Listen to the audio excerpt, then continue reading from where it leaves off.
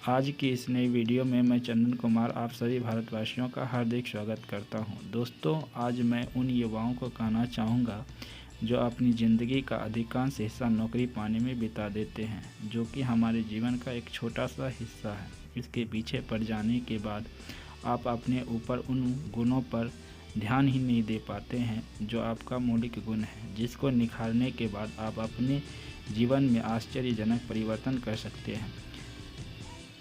कुछ युवा नशे की लत में अपने जीवन को मौत के द्वार पर स्वयं ही ले जाता है। दुर्भाग्य की बात यह है कि जो युवा अपने परिवार और देश की उम्मीद का किरण है, वे अपने जीवन को स्वयं ही खतरा में डाल रहा है।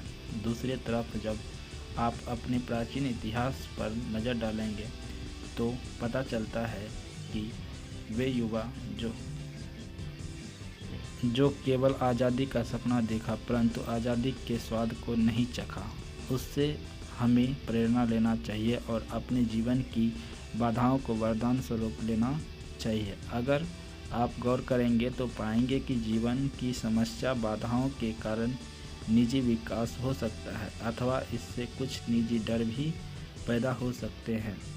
इन दोनों में से क्या हावी होगा, यह इस बात पर निर्भर करता है कि हम बदलाव को किस तरह देखते हैं। बदलाव रोमांचकारी भी हो सकता है और भयावह भी।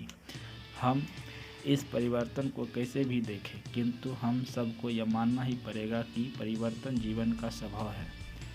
हर किसी को अपनी जंग स्वयं ही लड़नी पड़ती है, चाहे वो जंग अपने आप से हो या फिर बाहरी दुनिया की। उसमें आपका साथ शायद ही कोई देता है। उसमें विजय पाने के बाद हर कोई आपका साथी बनना चाहता है। राम बनने के लिए 14 वर्ष का वनवास, पिता के वचन का पालन और छोटे भाई के लिए राजगद्दी छोड़ना ही पड़ेगा। मानव बनने के लिए फौलादी जिगर, भगत सिंह, राजगुरु, सुखदेव जैसे रखना ही पड़ेगा। जड़ परंपराओं को तोड़ने के लिए तलवार, बंदूक या भाले की आवश्यकता नहीं। इसके स्थान पर सही उद्देश्य के साथ पढ़ना आरंभ करें तथा जब आपका आत्मविश्वास डगमगाने लगे तो एक बार उन महापुरुषों को अवश्य ही याद जिन्होंने अपना पूरा जीवन इस व्यवस्था को लाने के लिए किया है जिस व्यवस्था में आप जी रहे हैं। दोस्तों, आपको मेरे ये वीडियो कैसे लगे, अपने विचार ज़रूर